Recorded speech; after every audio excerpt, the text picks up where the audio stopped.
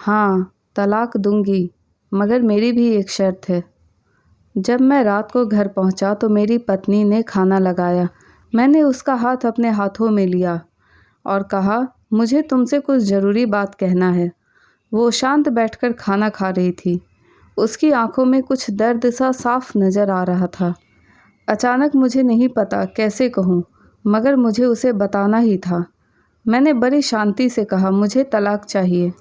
लगा जैसे उसे मेरे शब्दों से कुछ फ़र्क नहीं पड़ा, बल्कि उसने मुझसे पूछा, क्यों तलाक चाहिए? मैंने उसके सवाल को अनसुना किया तो उसे गुस्सा आ गया। उसने चम्मच उठाकर फेंक दिया और ज़ोर से चिल्लाई, तुम इंसान नहीं हो। उस रात हमने एक दूसरे से बात नहीं की। वो रो रही थी। मुझे पता था कि वो जानना चाहती थी कि आखिर ऐसा क्या हुआ जो हमारा रिश्ता टूटने की कगार पर आ गया। पर मेरे लिए उसके सवालों का जवाब दे पाना नामुमकिन था। मैं अब किसी और से प्यार करने लगा हूँ। अब मुझे उससे प्यार नहीं रहा। मैंने उसे उसके बरसों के प्यार की सज़ा दी थी। भरे मन से मैंने तलाक पेपर तैयार किए। उसमें लिखा था कि वह पूरा घर, कार और कंपनी की 30% शेयर ले सकती है इस तलाक के बदले में। लेकिन उसने उन पेपर्स को देखा और उनके टुकड़े टुकड़े कर दिए। वो औरत जिसने मेरे साथ जीवन के 10 साल बिताए थे, वो आज मेरे लिए अनजान हो चुकी थी। मुझे इन 10 सालों का बहुत अफसोस है जो उसने मेरे लिए बर्बाद किए।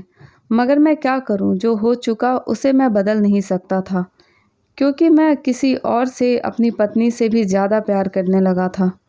आखिरकार उसके सब्र का बांध टूट गया और वो फूट फूट कर मेरे सामने रोने लगी। मेरे लिए उसका रोना एक तरह से उसकी रिहाई की तरह था। तलाक की ये बात जो कई दिनों से मुझे परेशान कर रही थी, अब बिल्कुल साफ हो चुकी थी। अगले दिन मैं घर काफ़ी लेट आया। मैंने देखा कि वो टेबल पर बैठकर कुछ लिख रही थी। मैंने शाम का खाना नहीं खाया था, लेकिन फिर भी मैं सीधे ऊपर जाकर अपने कमरे में सो गया, क्योंकि पूरा दिन प्रिया के साथ रहने और कई जगह घूमने के बाद मैं थक गया था। वो शायद रात को उसी टेबल पर लिखते लिखते सो गई थी। सुबह उसने तलाक देने की शर्त बताई।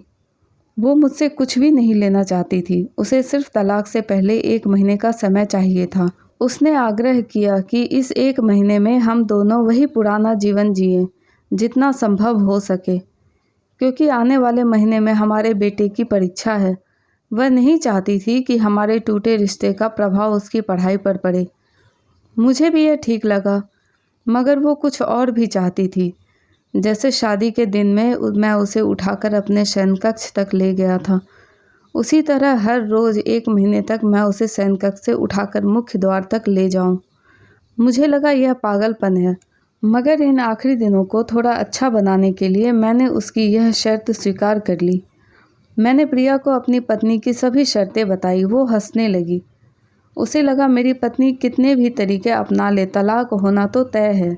मेरी पत्नी और मैं किसी से भी इस दौरान नहीं मिले थे, लेकिन उस दिन जब मैं उसे पहली बार उठाकर गेट तक लेकर गया तो हम दोनों काफ़ी अजीब महसूस कर रहे थे। पीछे से हमारा बेटा भी खिलखिलाकर खुश हो रहा था। अगले दिन यह काम थोड़ा सामान्य और आसान हो गया।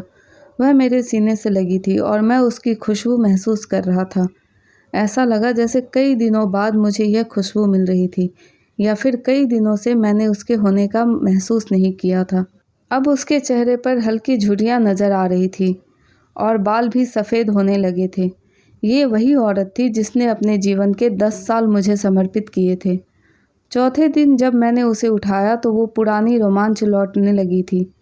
5वें और 6ठे दिन वो पुराना प्यार फिर जागने लगा। मैंने प्रिया को इस बारे में कुछ नहीं बताया था। अब उसे उठाना और आसान हो गया था। शायद यह हर रोज़ सब करने का मैं आदी हो गया था। एक दिन वह अपनी पसंद की साड़ी निकाल रही थी, लेकिन कुछ खास नहीं ढूंढ पाई। उसने सांस भरते हुए कहा कि उसके सारे कपड़े बड़े पड़ने लगे हैं। तब मुझे पता चला कि वह काफ़ी दुबली हो गई है और इसलिए मैं उसे आसानी से उठा पा रहा था। मेरे दिल को एक झटका सा लगा। उसने अपने दिल में काफ़ी सारा दर्द छुपा रखा था। पता नहीं कैसे मैं आगे बढ़ा और उसके सिर को छूकर देखा। अचानक हमारा बेटा आया और बोला कि पापा, ये तो मम्मी को उठाकर बाहर ले जाने का समय हो गया है।